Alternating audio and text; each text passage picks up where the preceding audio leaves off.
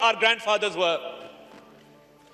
हमने अपने आबाओ अजदाद की जो मिरास थी, जो इखलाक थे, जो रवादारी थी, वो उसको ना सिर्फ भुला दिया, बल्कि जब इस मुल्क की सालमियत की बात आती है हम तब भी पॉलिटिकल पॉइंट स्कोरिंग से बाज नहीं आते।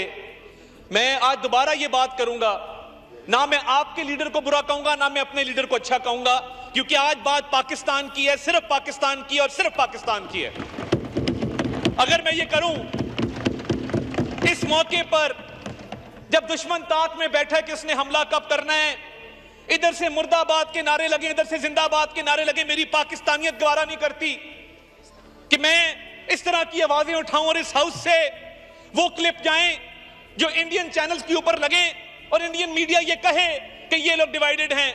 हम कतन ये बात नहीं करते, ना हम इस बात के कायल हैं। मुझे जो पूछेगा मैं उसे कहूंगा कि इमरान खान भी उतना अच्छा है जितनी हमारी लीडरशिप अच्छी है, क्योंकि आज बात पाकिस्तान की है। आपस में लड़ने के लिए बहुत टाइम है, महीने बाद लड़ लेंगे, 2 महीने बाद लड़ लेंगे, तो मेरा गिरेबान पकड़ लेना, मैं तुम्हारा गिरेबान पकड़ लूंगा। मगर किसी चीज का कोई वक्त होता है, कोई बात मौके की मुनासबत से होती है, कुछ अपने बड़ों से ही सीख लें। और मैंने आज जनरल अयूब खान के हवाले से जो बात की वो इसलिए की कि वो डायलॉग आज भी लोगों के ज़हनों में जिंदा है कि दुश्मन नहीं जानता उसने किस कौम को ललकारा है। हम तो उस वक्त नहीं थे, मगर हमने अपने बड़ों से सुना कि ये वो जज्बा था, ये वो कौमी यकजहती थी जो ये कौम रखती थी। और मुझे फख्र है कि आज बुचर ऑफ गुजरात की तमाम पॉलिसियां नाकाम हो चुकी हैं। मैं कल लाइन ऑफ कंट्रोल के पास बेला नूर शाह के एक कस्बे में मौजूद था।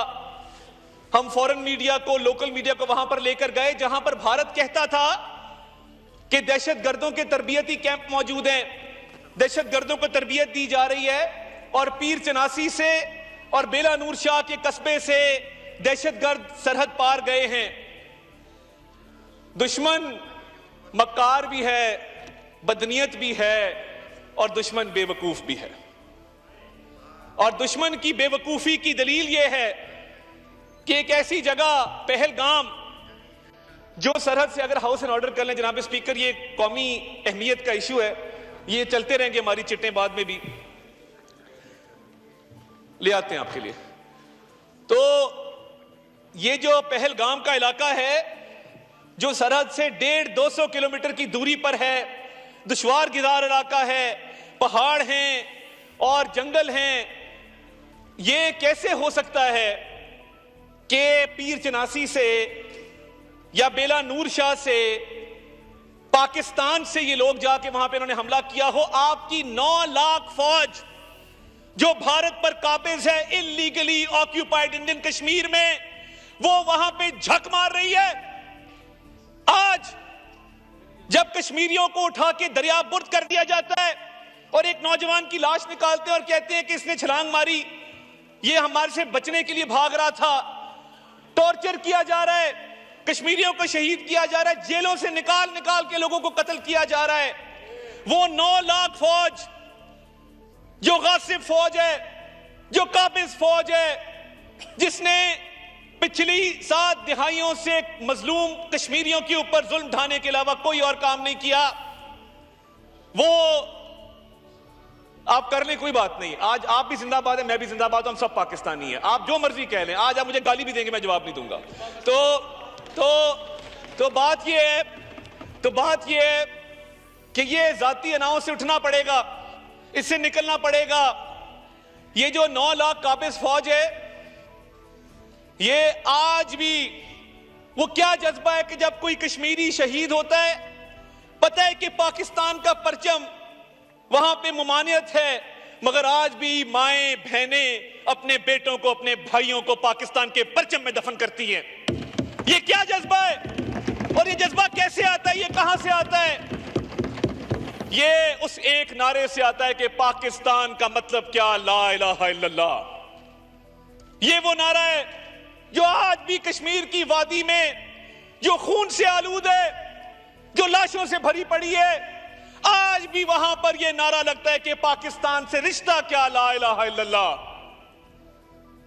और हम इधर कहते हैं तुम्हारा लीडर बुरा, मेरा लीडर अच्छा, इसको रिहा कर दो, उसको फलां कर दो।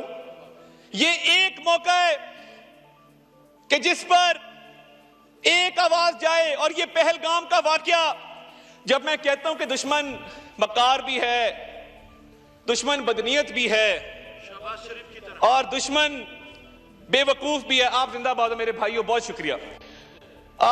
और दुश्मन बेवकूफ मैं इसलिए कहता हूं कि थोड़ी प्लानिंग ही बेहतर कर लेते कि 150 किलोमीटर दूर पहलगाम का ये इलाका है और आप देखें कि पहलगाम के पुलिस स्टेशन में जो एफआईआर दी गई वो एफआईआर पढ़ने से ताल्लुक रखती है। आप भी उस पर बात करें कि पहलगाम के पुलिस स्टेशन में जो एफआईआर दी गई, वाकया होता है 1:50 पर, वाकया खत्म होता है 2:20 पर, एफआईआर दी जाती है 2:30 के 10 मिनट के अंदर। ये कैसा मजाक है। और लिखा जाता है कि सरहद पार बैठे आकाओं की ईमा के ऊपर ये एफआईआर, ये वाकया किया गया। और मुझे ये बताइए कि एक बंदा जो हलाक हुआ उसका बेटा ये कह रहा है कि पुलिस 1.5 घंटे बाद आई। पुलिस पहुंच नहीं सकती थी, पुलिस 1.5 घंटे बाद पहुंचती है और एफआईआर 10 मिनट में रजिस्टर हो गई। और साथ ही उनका फौजी कैंप है, उनकी बेस है, नीचे उनका यूनिट बैठा है, क्योंकि वो यूनिट तमाम तर तवज्जो मरकूज किए बैठा था कि कश्मीरियों को किस तरह और मजालिम का निशाना बनाया जाए। वो पहलगाम को सिक्योरिटी नहीं दे सका। पहलगाम भारत का एक false flag operation, security failure, intelligence failure है। वो राहत इंदौरी एक भारत में शायर गुजरे हैं, वो कहते थे कि सरहद पर तनाव है क्या, पता करो चुनाव है क्या। ये क्यों कहा? ये जो बिहार के इलेक्शन की बात हो रही है और बिहार के अंदर बीजेपी के जो अजाइम हैं, ये फॉल्स फ्लैग ऑपरेशन उस लिए भी है, पाकिस्तान की इकोनॉमिक प्रोग्रेस को रोकने के लिए भी है।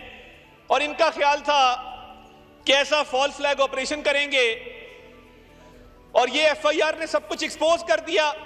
और आपने वो वीडियो देखी होगी, जो शख्स जिप लाइन के ऊपर जा रहा है, कहा गया कि इनडिस्क्रिमिनेट फायर है, बिला इश्ताल फायरिंग की गई है और चुन चुन के हिंदुओं को अलहदा करके मारा गया है। बिल्कुल झूठ है। एक मुसलमान भी इस वाकये में जहां बहक हुआ। और अगर इनडिस्क्रिमिनेट फायर होता तो बंदा जिप लाइन पे जो एंजॉय करता जा रहा है, नीचे नजर आ रहा है लोग किस तरह आराम से फिर रहे हैं, कुछ लोग भाग रहे हैं मगर बाकी लोग आराम से इत्मीनान से फिर रहे हैं। तो क्या यह दलील काफी नहीं है?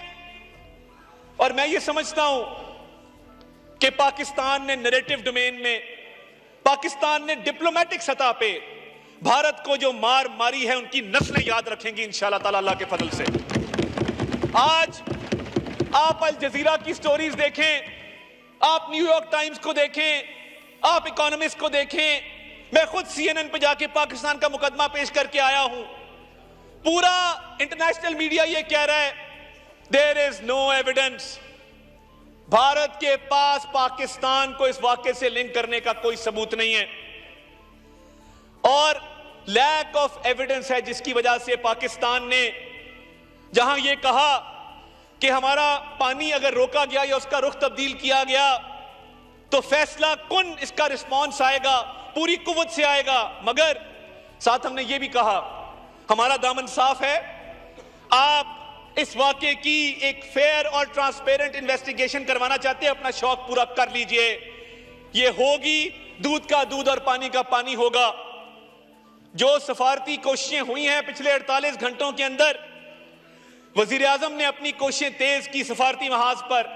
वो चीन के सफीर को मिले, वो बरतानिया के सफीर को मिले, वो तुर्किया के सफीर को मिले, वो सऊदी अरब के सफीर को मिले, वो यूएई के सफीर को मिले, वो कुवैत के सफीर को मिले।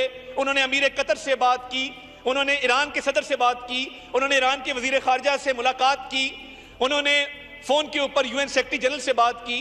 पाकिस्तान ने यह मुकदमा यूनाइटेड नेशन सिक्योरिटी काउंसिल में उठाया और कश्मीर की आवाज बन के उठाया कि हम बतौर पाकिस्तानी कौम कश्मीरियों की इखलाकी, सफारती, सियासी हिमायत मरते दम तक जारी रखेंगे इंशाअल्लाह ताला।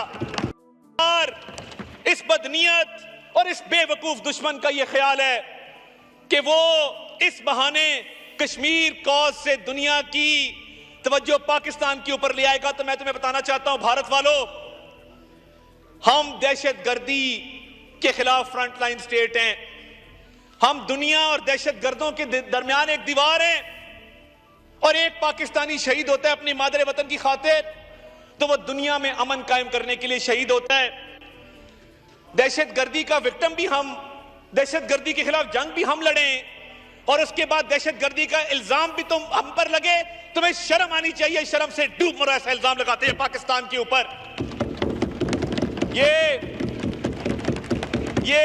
ये वो स्टेट है जो सिखों का कत्ल करवाती है।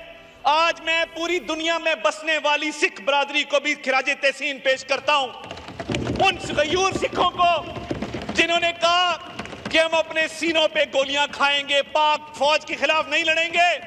पूरी दुनिया से ये आवाजें उठी हैं, पूरी दुनिया से आवाजें उठी हैं कि हरदीप सिंह नजर का कत्ल किसने करवाया कनाडा में, ऑस्ट्रेलिया में कत्ल कौन करवाता है, सिखों का अमेरिका के अंदर कत्ल कौन करवाता है। ये भारतीय रियासत है जो दहशतगर्द है, पाकिस्तान नहीं है। ये भारतीय रियासत है जिसने ट्रांसनेशनल रिग्रेशन किया है। ये भारतीय रियासत है जिसका नेवल कमांडर कुलभूषण यादव हमारी कस्टडी में आज बंद है, जो इनकी क्रॉस बॉर्डर टेररिज्म का जीता जागता सबूत है। I would like to tell the international community, we have credible, verifiable, undeniable evidence against Indian state-sponsored terrorism in Pakistan. और जब जाफर एक्सप्रेस का वाकया हुआ तो इंडियन चैनल्स के ऊपर जिन दहशतगर्दों को एयर टाइम दिया गया, मैं उन दहशतगर्दों को भी आज फ्लोर ऑफ द हाउस ललकारूंगा। इतनी हिम्मत थी तो मास्क उतार के इंटरव्यू देते, बगैर तो मास्क उतारते, अपना चेहरा दिखाते अगर इंडियन चैनल्स पे जाना था।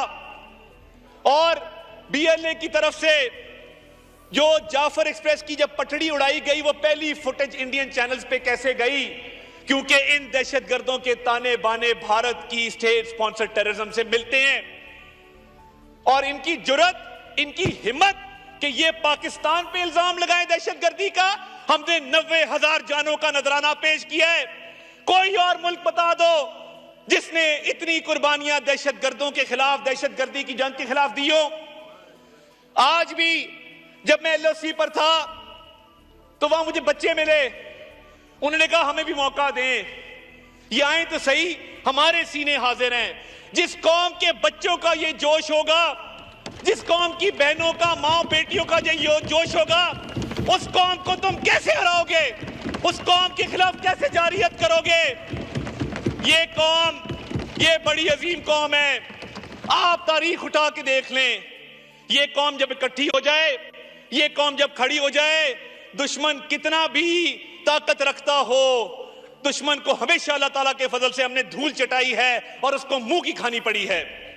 जो इंडिया का स्टेट स्पॉन्सर्ड टेररिज्म है और ये कई दहाइयों से जारी है, रॉ के हैंडलर जो पाकिस्तान में हमले करवाते हैं, जो मासूम लोगों की जानें लेते हैं, भारत सबसे बड़ा प्रमोटर है दहशतगर्दी का।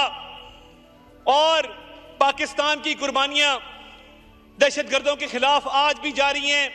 हमारी अफवाज पाकिस्तान ने, हमारी पुलिस ने, हमारी सिक्योरिटी एजेंसीज ने, और मुझे इस हाउस में खड़े होकर यह कहते हुए फख्र है कि इधर बैठे वालों ने, उधर बैठे वालों ने जानों के नजराने पेश किए हैं दहशतगर्दों के खिलाफ, मगर हार नहीं मानी। आज भी खड़े हैं, आज भी मुकाबला करेंगे।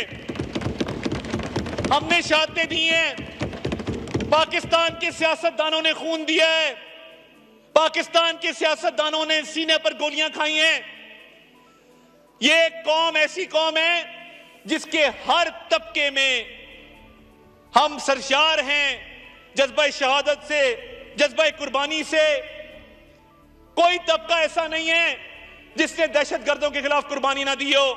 और ये फ्लोर ऑफ द हाउस, दोनों साइडों पे बैठे सियासतदान जिनकी कुर्बानियां सुनहरी हरूफ में लिखने के काबिल हैं, मैं आज उनको भी खिराजे तहसीन पेश करता हूं।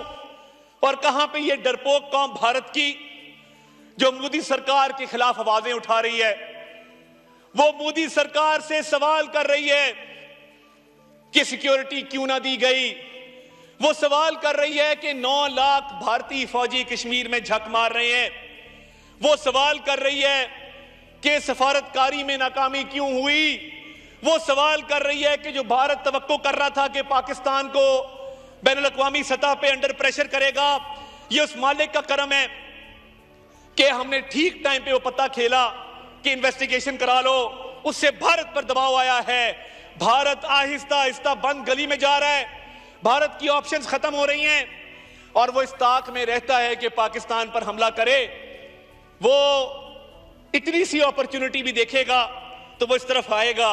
मगर अब की बार तुम आए तो तुम्हारा वो हशर करेंगे कि तुम्हारी शक्ल नहीं पहचानी जाएगी इंशाल्लाह ताला। और रिस्पॉन्स मैं बता देना चाहता हूं, अफवाज पाकिस्तान का वो रिस्पॉन्स होगा।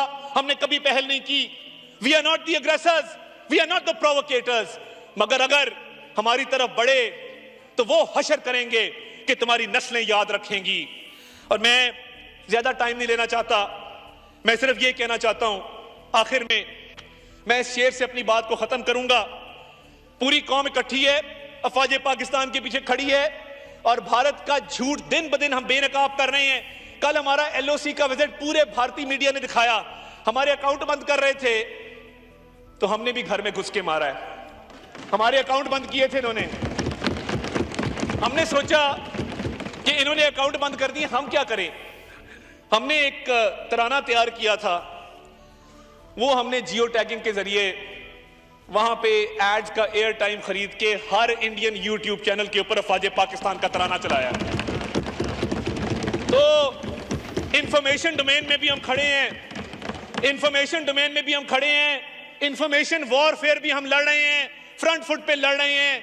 और ये अगर इंफॉर्मेशन वॉर में भी और आगे आए तो ऐसी मार मारेंगे कि अभिनंदन को भी भूल जाओगे। उसको तो चपेड़े पड़ी थी, तुम्हारा हुलिया बिगाड़ देंगे। तो ये जो इंडिया में इंफॉर्मेशन वॉरफेयर में वो हार तस्लीम करते जा रहे हैं, बंद गली में वो क्यों जा रहे हैं? क्योंकि उनका ख्याल था पाकिस्तान पे इल्जाम लगाएंगे, सफारती कोशिशें तेज करेंगे और पाकिस्तान पे दबाव आएगा। पाकिस्तान ने जब अपनी नेक नीति पर मबनी ये ऑफर की कि इन्वेस्टिगेशन करा लो तो टांगे कांपना शुरू हो गई। अब समझ नहीं आ रही कि इसका हल क्या निकालें। तो ये बंद गली में भारत जा रहा है और अगर इस बंद गली में जाते जाते कुछ जारियत का फैसला किया तो जवाब तो ऐसा आएगा।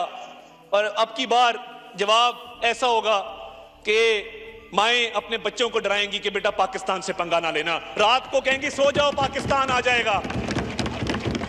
मैं एंड पे सिर्फ ये अशार पढ़ के आपसे इजाजत चाहूंगा। फिर शोरे सलासिल में सरूरे अजली है, फिर पेश नजर सुन्नते सज्जादे वली है।